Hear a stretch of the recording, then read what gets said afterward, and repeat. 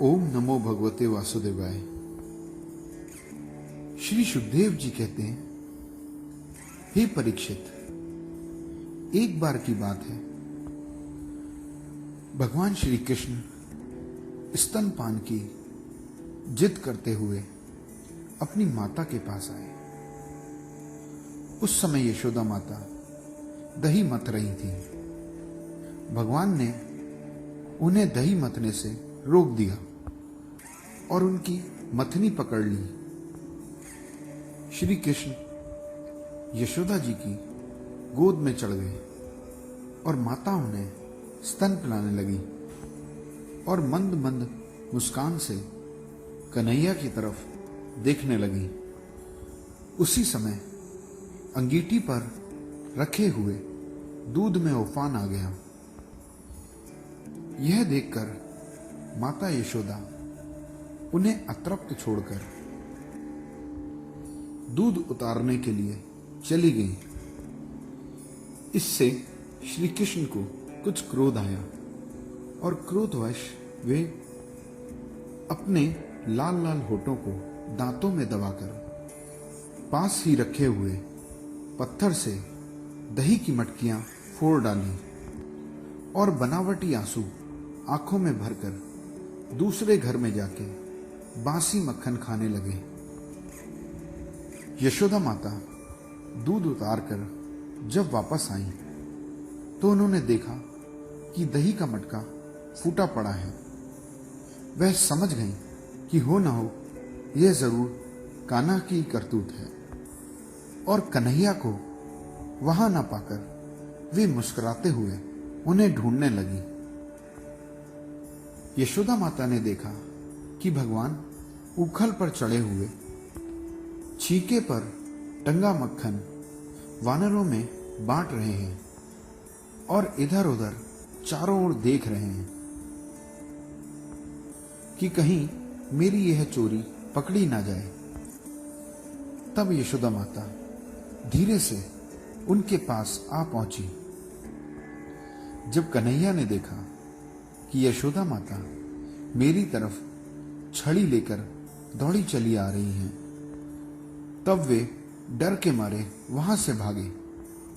हे परीक्षित, बड़े बड़े योगी बहुत गहन तपस्या करके जिनको नहीं पा पाते और पाना तो बहुत दूर की बात है, वे तो भगवान के एक ललक पाने के लिए भी तरसते हैं। वे तो भगवान की एक झलक पाने के लिए भी तरसते हैं। वे ही भगवान यशोदा माता की छड़ी से डरकर ऐसे भाग रहे हैं जैसे कोई साधारण बालक हो। यशोदा माता कान्हा का पीछा करते करते थक गई, फिर भी कन्हैया उनके हाथ लग ही गए। वे नन्हे श्री कृष्ण का हाथ पकड़कर उन्हें डराने धमकाने लगी। भय के कारण श्री कृष्ण का रोना रुक ही नहीं रहा था।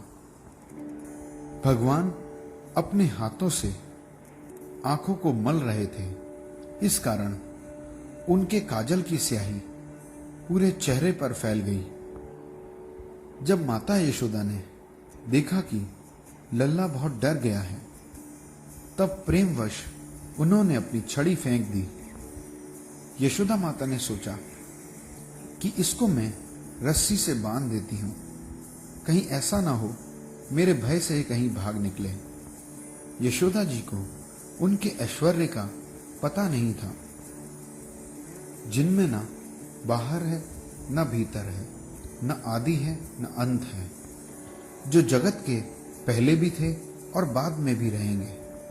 इस जगत के बाहर और भीतर समान रूप से विराजमान है और जो कुछ इस संसार में दिखाई पड़ता है वह सब वही है। हे परीक्षित, भगवान ने कहा भी है, मुझे योगियों की बुद्धि नहीं पकड़ सकती, परंतु जो सब ओर से मुंह मोड़कर मेरी तरफ दौड़ता है, मैं उसकी मुट्ठी में आ जाता हूं। यही सोचकर भगवान यशोदा माता के हाथों से पकड़े गए। इन्हीं भगवान को यशोदा माता कोई साधारण बालक समझकर एक रस्सी से उखल से बांध देती हैं। जब माता यशोदा अपने उद्यमी बालक को उखल से बांधने लगी तब रस्सी 2 उंगल छोटी पड़ गई। फिर वह एक और रस्सी लाई, वह भी छोटी पड़ गई। वे ज्यों-ज्यों रस्सी लाती रहती और उससे जोड़कर भगवान को बांधने का प्रयास करती तो वह रस्सी भी 2 अंगुल छोटी पड़ जाती। यशोदा जी ने घर की सारी रस्सियां जोड़ डाली, फिर भी भगवान को न बांध सकी। उनकी असफलता देखकर वहां खड़ी गोपियां मुस्कुराने लगी और माता यशोदा भी मुस्कुराते हुए आश्चर्यचकित हो गई। वे मन ही मन सोचती, इसकी कमर तो मुट्ठी भर की है, फिर भी सैकड़ों हाथ लंबी रस्सी में भी यह नहीं बंध पा रहा है।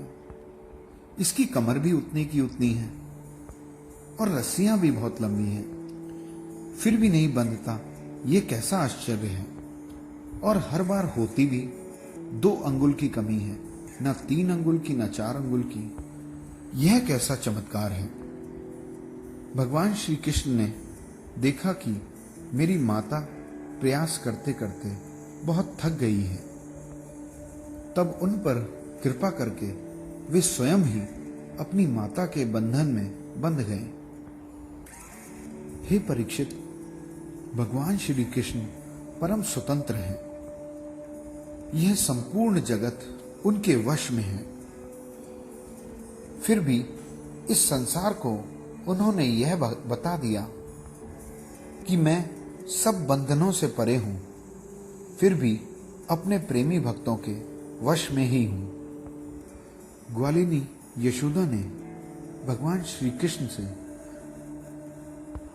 जो कुछ भी कृपा प्रसाद प्राप्त किया, वह प्रसाद ब्रह्मा का पुत्र होने पर भी, शंकर की आत्मा होने पर भी और वक्ष स्थल पर विराजमान लक्ष्मी रूपी अर्धांगिनी होने पर भी कभी न पा सके।